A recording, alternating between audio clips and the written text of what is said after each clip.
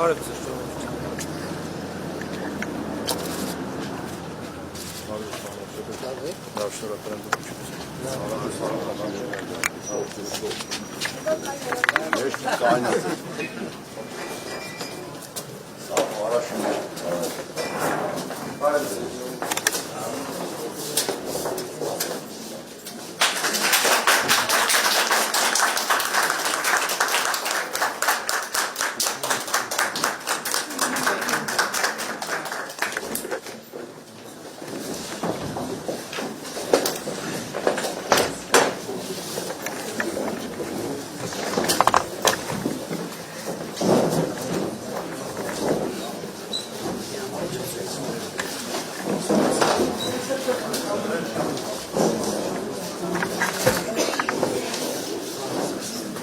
Համեցեք,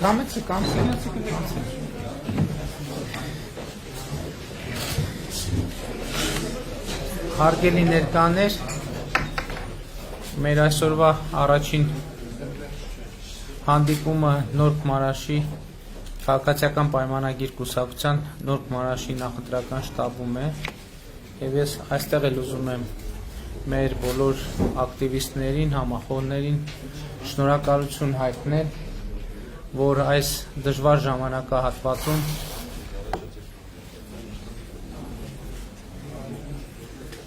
կանգուն եք մնացել, ամուր եք մնացել եւ սա շատ կարեւոր է, հենց դա է մեզ ուժ տվել, որովհետեւ ճիշտ է մենք շատ վաղուց չենք հանդիպել կամ գուցե շատերի հետ ընդհանրապես չենք հանդիպել, բայց ձեր ամրությունը եւ հաստատակամությունը մենք զգացել ենք, ես ինքս զգացել եմ եւ այսօր շատերն են հարց տալիս, որ ոչ մի տրամաբանության մեջ չէր մտնում, որ այն ցավալի իրադարձություններից հետո, որ մենք ունեցանք, Հայաստանի գործող կառավարությունը կկարողանա պահպանել իր դիրքերը, խորհրդանական մեծամասնությունը կկարողանա պահպանել իր դիրքերը, քաղաքագիտական վերլուծություններ են արվում, թե ինչպես դա տեղի ունեցավ, իսկ դրա բացատրությունը գուցե այդքան էլ քաղաքագիտական չէ,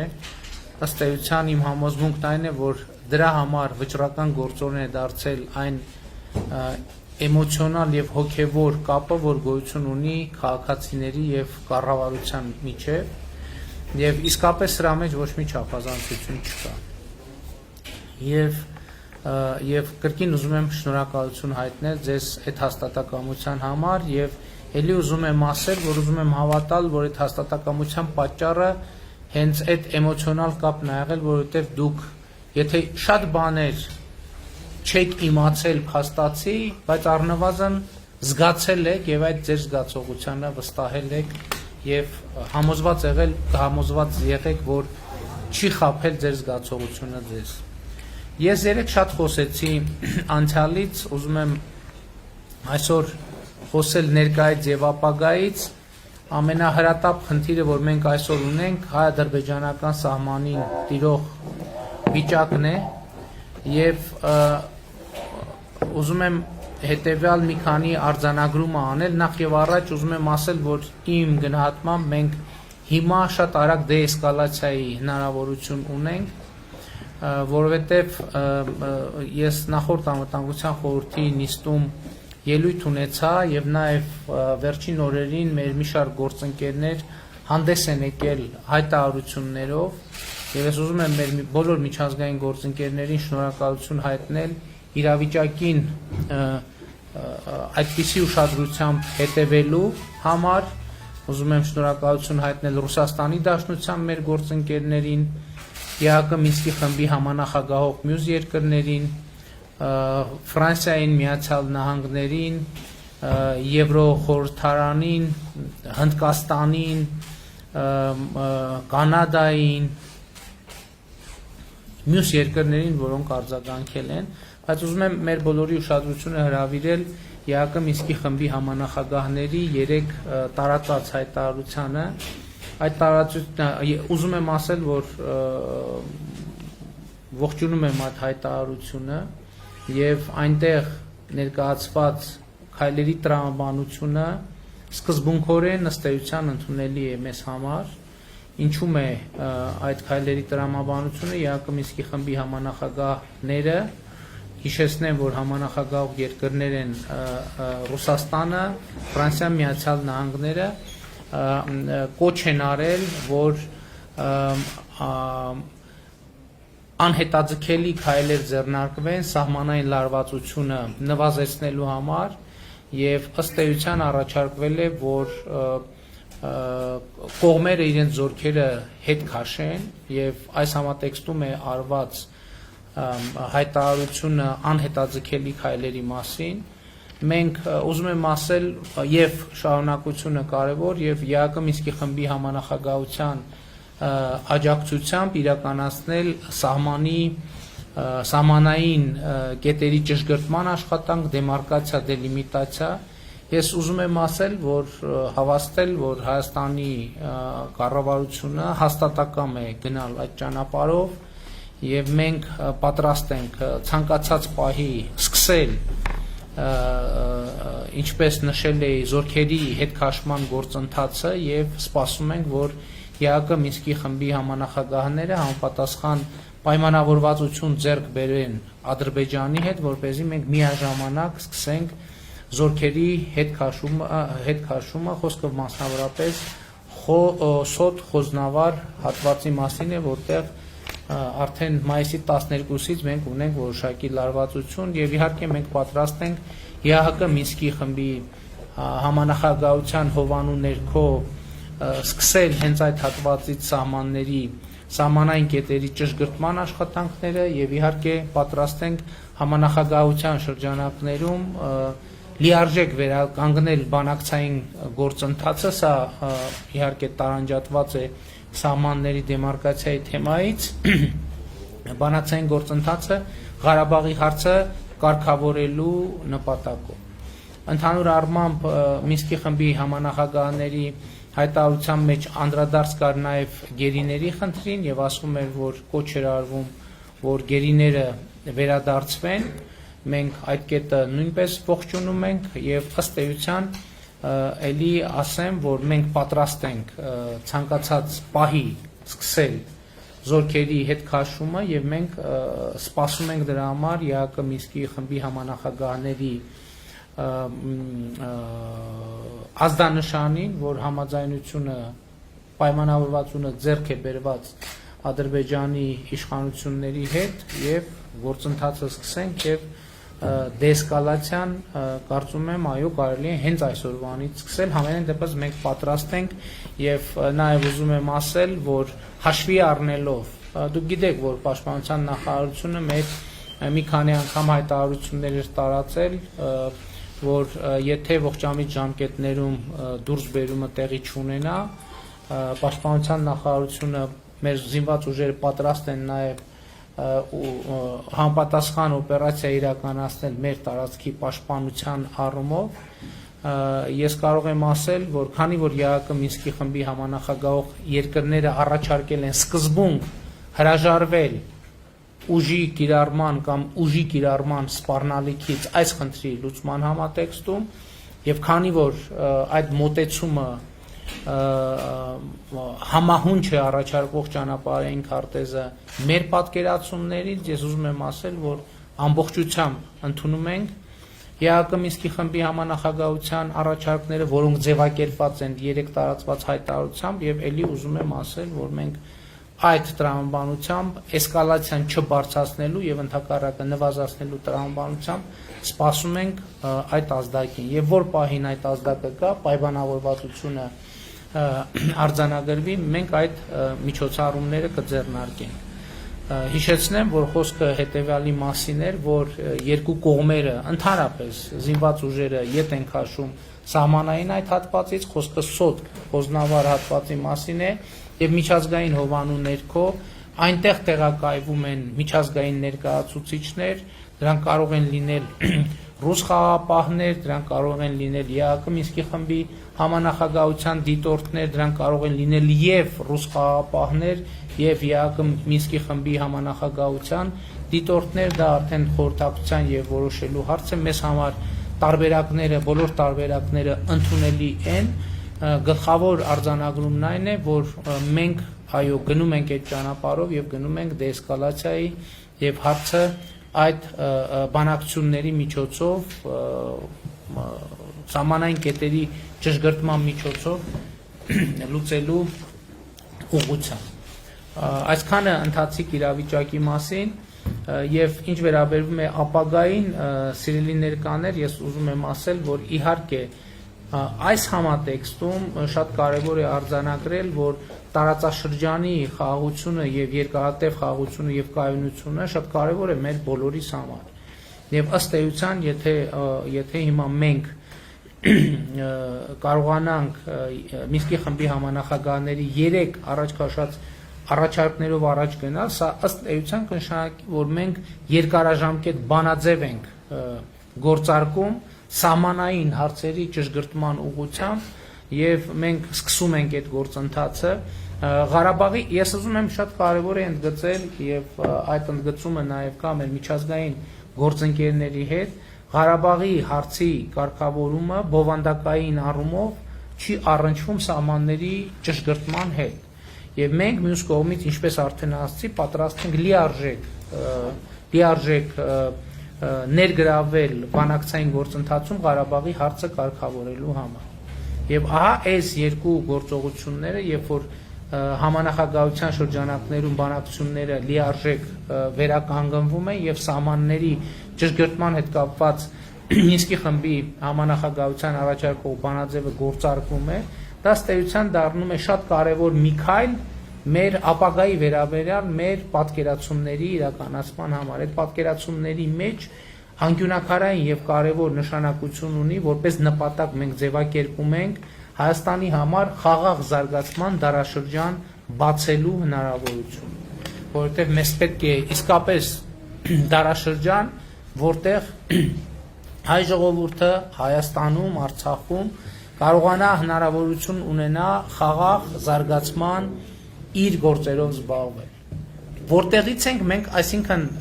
այս անվտանգային թեման ըստ էության պատկերացրինք եւ հասկացանք ուզում եմ ընդգծել որ անվտանգային համակարգի վերաբերյալ մեր պատկերացումները մենք արդեն հայտարարել ենք մենք մեր անվտանգության ոլորտում մեր թիվ 1 գործընկերը Ռուսաստանի Դաշնությունն է եւ Ռուսաստանի Դաշնության հետ ունենք միացյալ զորախմբի վերաբերյալ եւ միացյալ հակաօդային պաշտպանության համակարգի վերաբերյալ պայմանագիր եւ այդ պայմանագրերով անհրաժեշտ ընթացակարգերը պիտի անցնենք հավաքական անվտանգության պայմանագրի կազմակերպությունը մեր հիմնական անվտանգային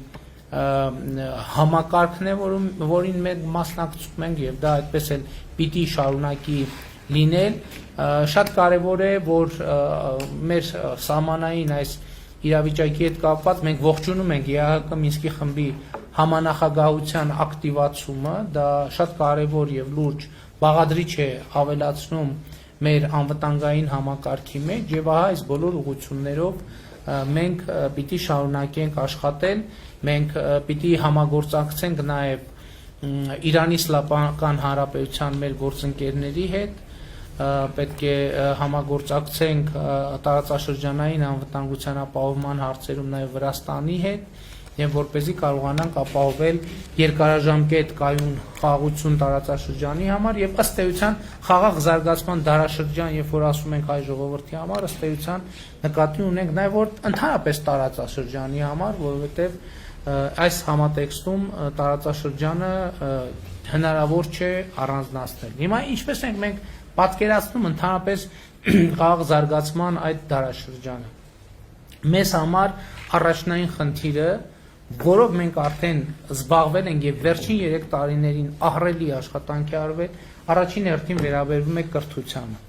ընդ որում ես ուզում եմ արձանագրել հետեւյալը որ կրթություն ասելով մենք նկատի ունենք հետեւյալը որ երեխան մանկահասակ տարիքից ըստ էության իր կրթական process-ը սկսվում է եւ մարդու կրթական process-ը չի ավարտվում ողջ կյանքի ընթացքում երեք կարծեմ Քանաքեր Զեյթուն համայնքի շտաբում տեղի ունեցած հանդիպման ժամանակ էր երբ որ օրինակ մեդիա գրագիտության թեման արծարծվում էր տեսեք մենք խոսում ենք հասուն կրթություն ունեցող մարդկանց մեդիա գրագիտության կարևորության մասին, դա էլ է կրթական կոմպոնենտ, որովհետև կրթությունը միայն այն չի, որ դասագրքը կարդում ես, հետո գնում գնահատական ես ստանում եւ այդպես շարունակ։ Բայց կոնկրետ մենք ինչ խնդիր ենք դրել։ Մենք 2018 թվականի նախընտրական ծրագրում ունեինք կետ, որ մինչև 2023 թվականը մանկապարտեզի տարիքի բոլոր երեխաներին պետք է ապահովենք հասանելիություն մանկապարտեզներին։ Եվ մենք այդ ծրագիրը ըստ էության արդեն շատ մեծ ծավալներով սկսել ենք, եթե դուք հետևում եք կառավարության նիստի աշխատանքներին, մենք արդեն իսկ սկսել ենք շատ մեծ ծավալներով այդ ծրագիրը իրականացնել, բայց հիմա քանի որ արտահերթ ընտրությունների շրջան է եւ ցիկլը երկարում է, մենք ասում ենք, որ առաջիկա 5 տարիների ընթացքում պետք է ապահովենք բոլոր երեխաների համար մանկապարտեզային տարիքի մեր բոլոր երեխաների համար պետք է ապահովենք մանկապարտեզին հասանելիություն հանրապետության բոլոր մարզերում եւ բնակավայրերում։ Եվ շատ կարևոր է արձանագրել, որ մենք ասում ենք, որ մանկապարտեզը եւ նախակրթարանը մի տեղ չի, որտեղ ծնողները ուղղակի տանում են X ժամից Y ժամը երեխային թողում գնում։ Երեխան պետք է այնտեղ ստանա կրթություն։ Բայց շատ կարևոր է, որ պետությունը իմանա, թե երեխային ինչ կրթություն է տրվում։ Այս է պատճառը, որ մենք բոլորովին վերջերս ընդունեցինք նախակրթության չափորոշիչը։ Նախակրթության չափորոշիչը հետևյալն է, ժողովուրդ ջան, երբ որ պետությունը դնում է ստանդարտ, թե երեխան, այս խմբի երեխան, այս տարիքային խմբի երեխային ինչ գիտելիքներ եւ հմտություններ պետք է հաղորդել, ինչպես պետք է դա անել եւ արդյունքները ինչպիսին պետք է լինեն։ Հաջորդ խնդիրը, որը մենք լուծում ենք, հետևյալն է, որ մանկապարտեզների նախակրթարանների ուսուցիչ դաստիարակները պետք է ունենան որակավորում։ Երկար ժամանակ մենք այսօր մանկապարտեզներում եւ նախակրթարաններում ունենք բազմաթիվ բարձր որակի մասնագետներ, բազմաթիվ, բայց մենք հիմա չունենք մի իրավիճակ, որ բացառել ենք ոչ պատշաճ որակի մասնագետների մուտքը նախակրթարան։ Գիտեք, ժողովուրդ, մենք այս վերաբերմունքը մի քիչ պիտի փոխենք։ Մենք շատ դեպքերում դե մանկապարտեզա լավ ընդունենք մեր երեխուն, մեր բարեկամին, ընդունենք աշխատանքի դե գնա գա գոնե տնից դուրս գա եւ այլն։ Սա գիտեք ինչ, այս վերաբերմունքից պետքա դուրս գա, որտեւ եթե պրոֆեսիոնալ հմտություններ չունեցող դաստիարակն է շփվում երեխայի հետ, դա այդ երեխայի հասուն տարիքում ունենում է իր արտահայտությունը, պարտադիր, ու այդ արտահայտությունը նեգատիվ է։ Եվ մենք պետքա շատ խիստ լինենք, հասկանում եք, երբ որ մենք տեսնենք, որ ասենք օրինակ երեխայի նկատմամբ որևէ մեկը բռնություն է գործադրում, կամ երեխային վատ խորհուրդ է տալիս, մենք դա չենք հանդուրժի, չէ՞։ Բայց մյուս կողմից մենք պետք է ապահովենք, որպեսզի մեր նախակրթարաններում, մանկապարտեզներում լինեն պատշաճ որակյալ դաստիարակ ուսուցիչներ։ Եվ հիմա մենք սրա համար ինչ մեխանիզմ ենք գործարկում։ Մենք սրա համար գործարկում ենք պարտադիր ատեստավորման մեխանիզմը։ Մենք ինչ ենք ասում։ Ասում ենք, որ բոլոր այն ուսուցիչ դաստիարակները, որոնք այսօր աշխատում են նախակրթարաններում, պետք է ատեստավորվեն։ Ընդ որում, ով ատեստավորվեց, իրենց աշխատավարձերը պիտի բարձրանան։ Այսինքն մարդ եկավ իր որակավորումը հաստատեց, մենք դպրոցներում արդեն սկսել ենք, այս անցնում ենք արդեն մանկապարտ, դպրոցներում ինչ ենք անում։ Հիմա սկսել է որակավորումը, նրանք ովքեր որակավորումը անցան, այս փուլում 5 առարկաների ուսուցիչներ։ Նոյեմբերից 30-ից 50% աշխատավարձերը բարձրանալու են։ Արդեն այդ ծրագիրը գործում է։ Նույնն էլ մենք պետք է անենք նախակրթարաններում։ Եկավ անցավ որակավորումը, 30-ից 50% աշխատավարձը պետք է բարձրանա։ Հիմա հարց, բան նրանք ովքեր չանցան որակավորումը։ Նրանք ովքեր որակավորում չեն անցնում, մենք եւս 2 անգամ նրանց հնարավորություն տալիս ենք։ Այսինքն եւս 2 անգամ նրանց հնարավորություն ենք տալու որակավորվել եւ բարձրացնել աշխատավարձը իրենց։ Այսինքն մարդը կարող է մինչեւ այդ պահանջները չեն եղել եւ այլն եւ այլն։ 2 անգամ, երկրորդ անգամ չստացվեց, երրորդ հնարավորությունն ենք տալիս։ Երբ որ երրորդ անգամ էլ չստացվեց, մենք օգնում ենք, որ մարդը գտնի այլ աշխատանք։ Բայց մենք ասում ենք կներեք, այս պարագայում մենք մեր երեխաների ապագան չենք կարող ձեզ վստահել։ Եվ այս տրամաբանությամբ մենք աշխատում ենք եւ ինչ հարց ենք լուծում։ Նախ դաստիարակ ուսուցիչի աշխատանքը լինում է ոչ թե մի աշխատանք, որտեղ ուղղակի մեր բարեկամներին ընդունում ենք, որ յոլա գնանք, այլ դա լինում է պատշաճ վճարվող աշխատանք, որը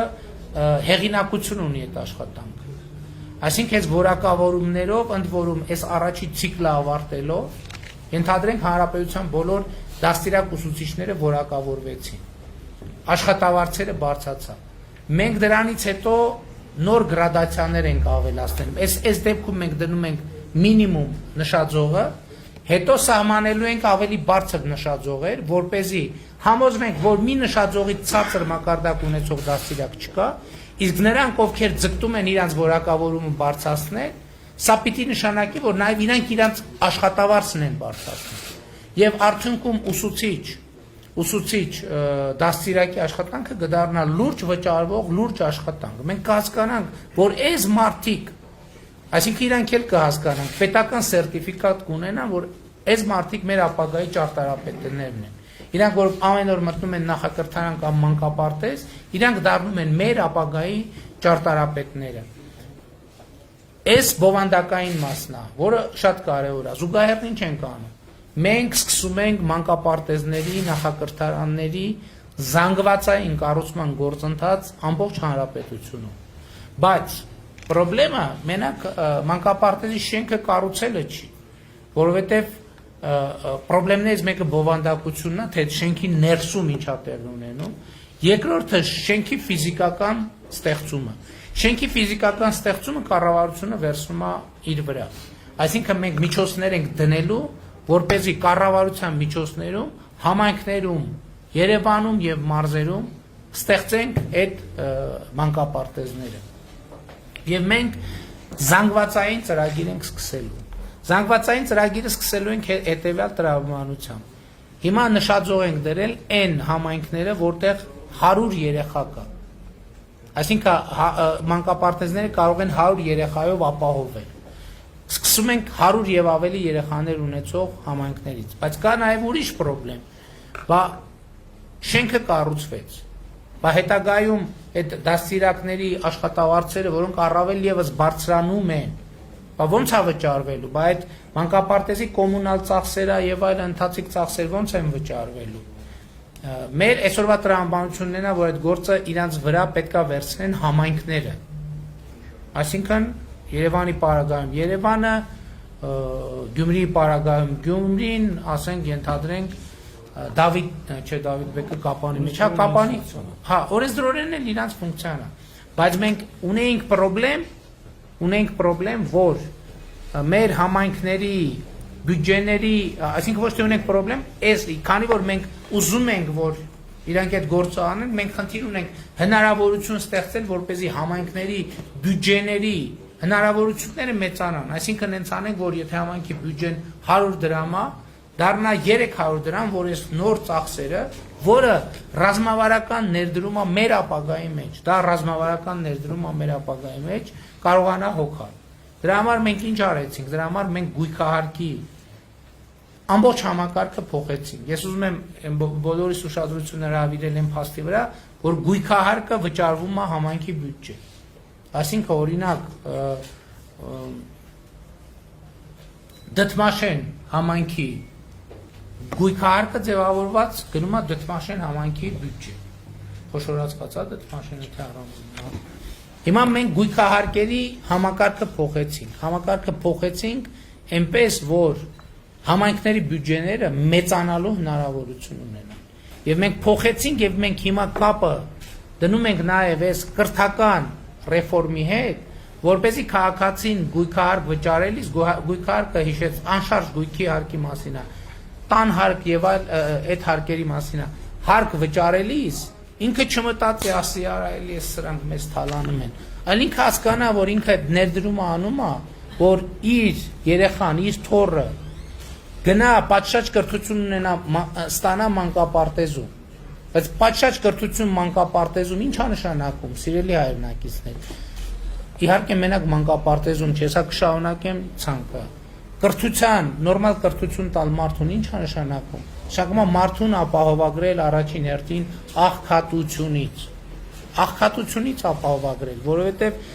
մարդը պատշաճ կրթություն ստանալ ինքը նշանակում է, չեմ ասում, որ ինքը ճոխության մեջ է ապրելու, բայց իրեն մենք առնվազն օգնում ենք, որ ինքը խուսափի աղքատությունից։ Եվ հետևաբար, այո, այդ գույքահարկը քաղաքացին պետք է վճարի, եւ ես երեք ասեցի, ապագայի հետ կապված մեր կարևորագույն մոտեցումը այն է, որ քաղաքացին հարկ վճարելիս չպետք է մտածի, թե ինքը այդ հարկը տալիս է ուրիշին, որովհետեւ եթե մենք ունենք չկոռումպացված իշխանություն եւ մենք կոռուպցիայի դեմ պայքար ունենք եւ մենք ունենք հստակ խնդիր պետական միջոցների ծախսման արդյունավետությունը բարձրացնելու, այդ հարկը քաղաքացին երբեք ոչ մի պարագայում ուրիշին չի տալիս։ Այդ հարկը քաղաքացին տալիս է ինքը իրեն, ուղղակի իր գրպանից, մի գրպանից դնում է այն ընդհանուր գրպանի մեջ, որի ծախսման արդյունքում իր համար կառուցվում է ճանապարհ, իր երեխայի համար կառուցվում է մանկապարտեզ, իր երեխայի համար կառուցվում է դպրոց, իր համար, իր ընտանիքի անդամների համար կառուցվում է հիվանդանոց, ապահովում է անվտանգություն եւ այդպես շարունակ։ Հիմա հետեւաբար այս գույքահարկի համակարգի ամենակարևոր լեգիտիմությունը այնա, որ մենք այս մանկապարտեզների զանգվածային բացման այս գործընթացը պետք է ֆինանսապես ապահովենք։ Հաջորդ խնդիրը վերաբերում է դպրոցին։ Էլի դպրոցում մենք երկար տարիներ սիրելի հայրենագիտներ ունեցել ենք խնդրեմ։ Ամենամեծ խնդրեմը եղել է դպրոցի քաղաքականացվածությունը, որ երեխեքից ընտրություն, ցուցակ եւ այլն, որը անթույլատրելի է եւ օրենքով եւ բարոյապես, բայց մենք չենք նկատում դրա հարակից էֆեկտը։ Այդ էներգիան, որ ծախսվում է այդտեղ, երեխային կտրում է կրթությունից։ Եվ մենք դպրոցում անում ենք նույն գործընթացը։ Առաջի խնդիրը պետությունը պետք է հստակ պատկերացում ունենա, թե դպրոցում երեխային ինչ են դասավանդում։ Դրա համար մենք երկար բանավեճերի միջոցով ընդունեցինք կրթության չափորոշիչը։ Դա նրա մասին է, որ պետությունը դնում է ստանդարտ։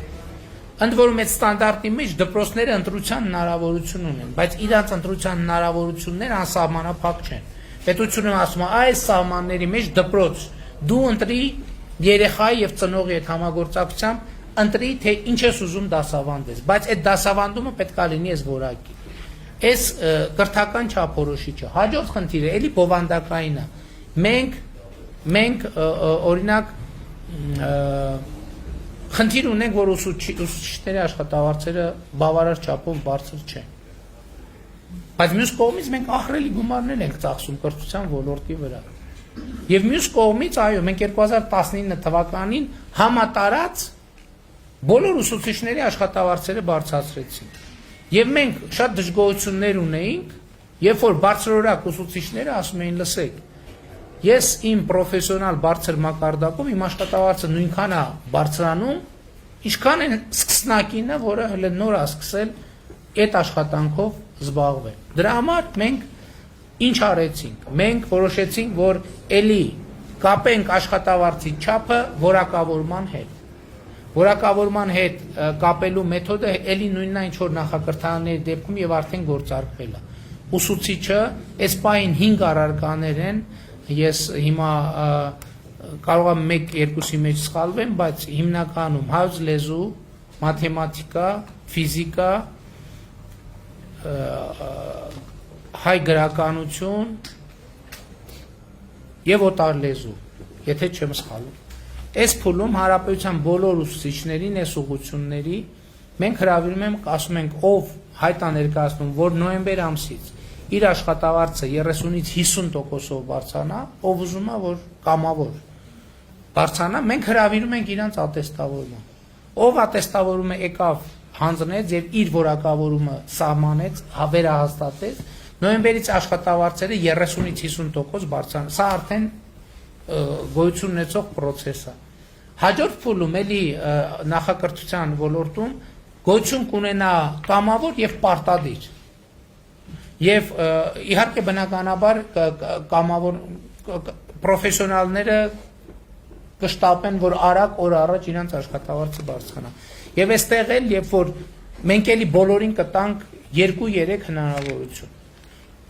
2-3 հնարավորության, որ ինչի համար, որպեսզի մենք երաշխիք ունենանք, որ մի նշաձող կա, որից ցածր որակավորում ունեցող ոչ մի ուսուցիչ մեր դպրոցներ չի մտնի։ Եվ այս տրամաբանության մեջ մենք կաշխատենք եւ արդյունքում ինչ կստանանք, որ դպրոցներում կլինեն միայն որակյալ ուսուցիչներ եւ մենք մեխանիզմ կստեղծենք, որպեսզի ուսուցիչների աշխատավարձը շարունակաբար բարձրանա։ Եվ որակական շատ լուրջ խնդիր կլուծենք։ Հաջորդ հարցը, որը մենք պիտի լուծենք, դպրոցների շինարարության ծրագիրն է, որը մենք էլի իրականացնում ենք, այդ թվում գյուղական համայնքների շատ մեծ ուշադրություն ենք դարձնում։ Եվ եթե էլի հետևել եք կառավարության նիստի աշխատանքներին, վերջին նիստերում 5, 10, 15 համայնքներում մենք դպրոցների կառուցման ծրագրեր ենք իրականացնում եւ այս ընթացքում էլ եթե հիշողությունս չի դավաճանում 100-ից ավել դպրոցներ եւ 200-ի մոտ դպրոց եւ մանկապարտեզ արդեն նորոգել, հիմնանորոգել կամ կառուցել են։ Եվ այսինքն մենք այստեղ լուծում ենք կրթության ոլորտում ֆիզիկական ենթակառուցվածքի եւ բովանդակային ենթակառուցվածքի հարց, ինչա սա նշանակում։ Սա է այն փոփոխությունը, որ մեր երկրում բերելու է որակական փոփոխությունների, որովհետեւ պատշաճ կրթություն ստացող երեխաները հետագայում նաեւ մենք գիտենք, որ ընդունել ենք նաեւ բարձրագույն կրթության եւ գիտության մասին օրենք, որտեղ էական փոփոխություններ են իրականացնում նաև բուհական համակարգում եւ այդտեղ էլ խնդիրը դրվում է բովանդակության վրա, որ պետքա բովանդակությունը լինի կարևորը բուհերում, որպեսզի երբ որ այս 3 համակարգերով մարդը անցնի, մենք իրեն տանք, այստեղ իհարկե շատ կարևոր է նաև մասնագիտական կրթությունը, մենք իրեն հնարավորություն տանք, մենք կրթությունը ինչ է, կրթությունը մարդուն պատրաստում ենք հետագա կյանքի։ Եվ այդ կրթության նպատակը նաև այն է, որ մարդը ոչ կարողանա ոչ միայն ինքը իր բարեկեցությունը ապահովել, այլև իր ներդրումը ունենալ, իր ավելի որակյալ ներդրումը ունենալ երկրի զարգացման գործում։ Եվ էսա ապագայի վերաբերյալ մեր կարևոր եւ առանձնահատուկ պատկերացումներից մեկը, իհարկե գիտության բարձրագույն կրթության եւ գիտության մասին օրենքը նույնպես շատ կարևոր է այս երկու օղակը։ Ես ասեմ, որ նախ մենք հիմա արդեն իսկ մեխանիզմը գործարկել ենք, որ մինչև 2025 թվականը շատ էական եւ լուրջ փոփոխություն տեղի կունենա գիտաշխատողների աշխատավարձի մեջ եւ ընդհանրապես գիտության ֆինանսավորման ոլորտում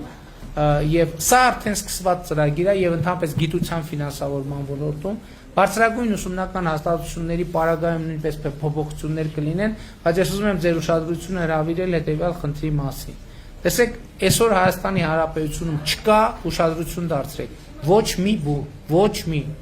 ոչ թե կան քիչ են, այլ չկա ոչ մի բու, որի շենքային պայմանները ապահովեն այսօրվա ժամանակակից միջազգային ստանդարտների։ Մենք խնդիր ենք դրել, որ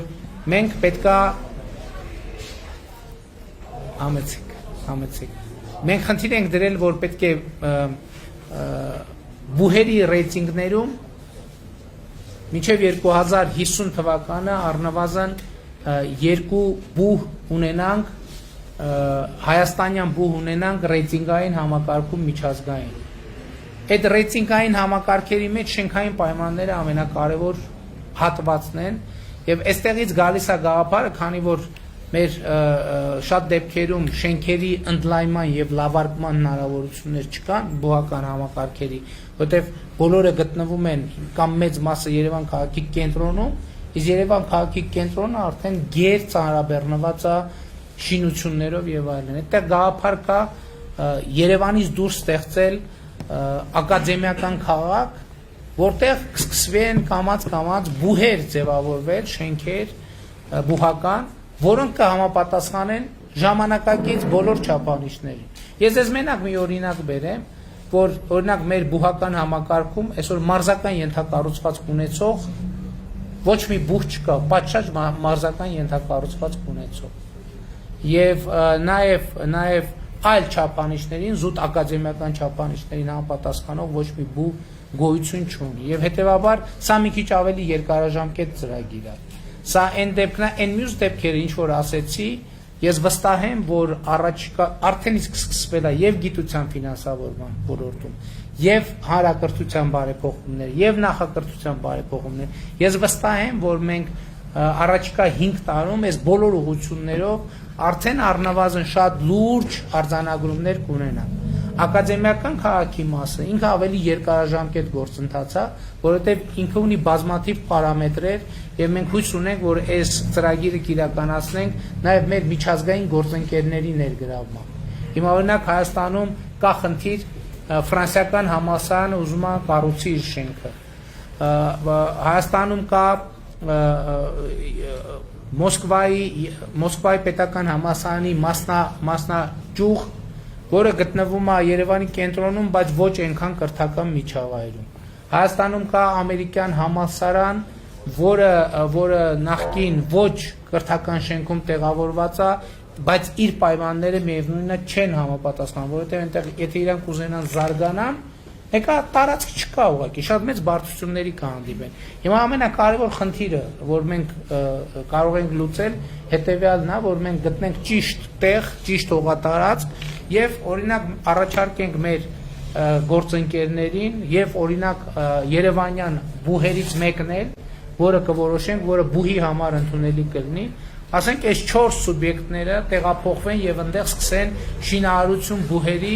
բոլոր պայմաններով։ Իհարկե որոշակի ստանդարտներ կան, օդանավակայանից հեռավորություն։ Մենք ճանապարհ նույնպես պետք է կառուցենք, այդ պետական ենթակառուցվածքները կառուցենք եւ կարող ենք հենց այս հիմքի վրա ունենալ այսպիսի ակադեմիական քաղաք, հետագայում որ բուհը կուզենա տեղափոխվի տեղ, իսկ մեր խնդիրն է այնպես կազմակերպել process-ը, որ այնտեղ տեղափոխվելը լինի ցանկալի։ Այսինքն հեղինակությունը տեղը, որ բուհ է տեղը արդեն իր հեղինակությունը եւ գրավչությունը ավելի բարձրացնի եւ այդ հարցը մենք այսպես լուծենք։ Ես ըստ էության համառոտ ներկայացրի կրթական ոլորտում մեր բարեփոխումների պատկերացումները եւ ուշադրություն դարձրեք, որ նախակրթարանից ընդ որում մենք կարծում ենք, որ կրթությունը պետք է մենք պայմաններ ապահովենք, որպեսզի մսուրային տարիքից երեխան գիտեք ինչ, երբ որ երեխան սկսում է խոսել, ինքը սովորում է բառեր, դա կրթական process է, այսինքն այդ կրթական process-ը, բնական կրթական process-ը կազմակերպել է այնպես, որ ինքը լինի մաքսիմալ արդյունավետ։ Մենք այս նախակրթարանից մինչև բարձրագույն ուսումնական հաստատություն այս ծրագիրը ունենք եւ այդ ծրագիրը ըստ էության մի մեծ մասով արդեն իսկ իրականացման փուլում է։ Ես ուզում եմ մի տվյալ այս բանին ուղղակի հրապարակեմ, որպեսզի նաև մենք իրավիճակը տեսնենք։ Ուրեմն 2019 թվականին հետազոտություն է արվել, որի արդյունքներով պարզվել է, որ 2018 թվականի դրությամբ մինչև 10 տարեկան դպրոցական տարիքի երեխաների 35%-ը չի տիրապետում ընթերցանության կանոններին։ Հասկանում եք, 2018 թվականի դրությամբ 2018 թվականի դրում հետազոտությունը ավելի ամփոփվել է, այո։ 2018-19 թվականի դրությամբ մինչև 10 տարեկան երեխաների 35%-ը չի տիրապետում ընթերցանության, այսինքն կարդալ չգիտի։ 100 երեխայից 35-ը կարդալ չգիտի։ Սա այն պայմաններում, երբ որ կրթությունը ըստ հռչակվածի Հայաստանի Հանրապետությունում պարտադիր է եւ անվճար։ Մենք պատկերացնում ենք այս 35% երեխաների ապագան շատ մեծ վտանգի տակ է, շատ մեծ։ Ընդ որում այս երեխաների ապագան վտանգված լինելով, բոլորիս ապագան է վտանգվում, որովհետև մեծ հավանականություն կա, որ այս երեխաների մի մասը ցավալի է, բայց գրագիտության պատշաճ մակարդակ չունենալով կգնա հանցավոր ճանապարհով եւ ոչ մեկ չգիտի, թե այս երեխաներից որևէ մեկը այդ հանգամանքի բերումով ում տուն կմտնի ում նկատմամբ հանցագործություն կանի, որ ընտանիքը տուժող կդառնա այդ հանցագործության հետևանքով, այդ հանցագործության հետևանքով զոհեր կլինեն, թե չեն լինի։ Եվ հետո այն ժամանակ մենք չենք հասկանա, որ այն ինչ որ տեղի է ունենում հիմա, հետևանքն է նրա, որ մենք անկախության 28-րդ տարում մեր 10 տարեկան երեխաների 35%-ը կարդալ չգիտի։ Իսկ եթե 10 տարեկան երեխան կարդալ չգիտի, դժվար է հավատալ, որ հետագա տարիներին մենք նրա կրթությունը կկարողանանք այնպես կազմակերպել, որ ինքը վերադարձնի իր կորցրածը։ Եվ էսա պատճառը, որ մենք հիմա այս հանդիպմանը Նորբ Մարաշ համայնքում ինչու եմ ես եկել հիմա հիմնականում խոսեցի կրթության մասին։ Վերջում ես բացատրեցի դա, որովհետև այսօր ինչպես ենք մենք մեր երեխաների կրթությունը կազմակերպում, կախված է մեր բոլորիս նաև անվտանգությունը եւ բարեկեցությունը։ Կախված է, թե մենք ինչ միջավայրում ենք ապրել։ Եվ մենք այո այսօր վճռական ենք այս ծրագիրը իրականացնելու համար եւ մենք հույս ունենք, որ հունիսի 20-ին Հայաստանի Հանրապետության քաղաքացիները այդ մանդատը կտան մեզ այս ծրագիրը իրականացնելու։ Ես այստեղ խոսեցի միայն կրթությունից, իհարկե իմ խոսքը ուղիղ եթերում հեռարձակվում է եւ բնականաբար այս ասելիքը վերաբերվում է նաեւ այլ լսարաններին։ Ես հիմա իմ հաջորդ կանգառում մեկ այլ թեմայից կխոսամ, որի հասցեատերը իհարկե նաեւ դուք եք։ Շնորհակալ եմ շատ, լավ եղեք, մինչև հանդիպում։